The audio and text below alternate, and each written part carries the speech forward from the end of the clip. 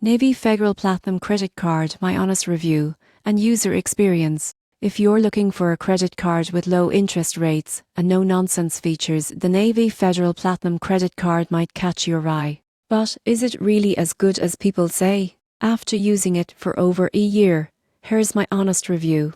Most people get this wrong. They assume low-rate cards come with limited perks. But the surprising truth is, this card gives you serious savings if you ever carry a balance. With a PER starting around 8.99%, it's one of the lowest among major credit cards. When I first got the card, I used it mainly for balance transfers. The introductory offer made it easy to consolidate debt without getting crushed by high interest. Payments were smooth, and the online portal from Navy Federal was reliable and easy to use. The card doesn't have flashy rewards, but it's built for financial stability. There is no annual fee, and the fraud protection is strong. I once had a suspicious charge, and Navy Federal resolved it within hours. If you travel, you'll appreciate the no foreign transaction fees. It's accepted worldwide, which makes it a solid everyday card. The main drawback is that you need to be a Navy Federal Credit Union member, which means you must have a military affiliation or family connection. But if you qualify,